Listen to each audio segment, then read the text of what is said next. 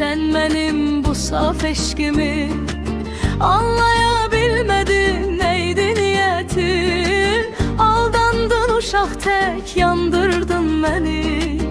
Bu sınıq qəlbimin bitməsi çətin. Ay mənim vəfasız ilk məhəbbətim. Yadına düşürmü məktəb illəri? Dərib oxuyardıq çiçək gülləri. Necə xatırlayım de ötənləri? Nə üçün olmadın mənim qismətim? Ay mənim vəfasız ilk məhəbbətim.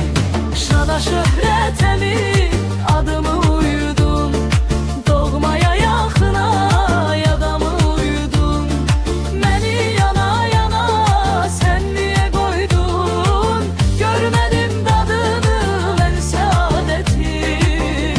Ay mənim vəfasız ilk məhəbbətim.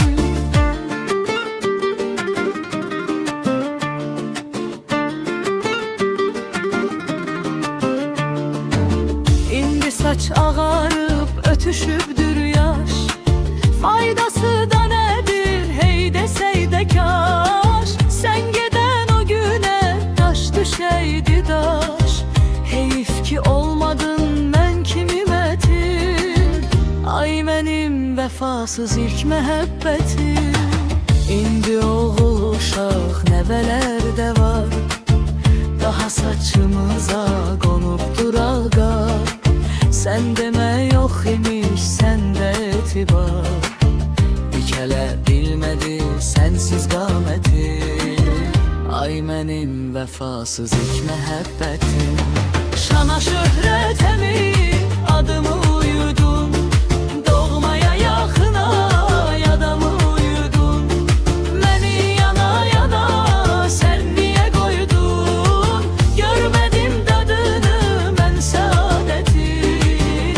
Ay mənim vəfasız ilk məhəbbətim.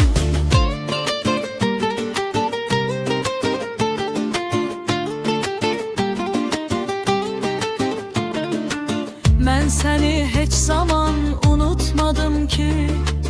Qəlbimin içidin, özüydün çünki. Xatırla yada sal, yavaşdan de ki.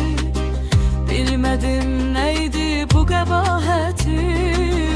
Ay mənim vəfasız ilk məhəbbətim. Şuna şöhrətə mi adımı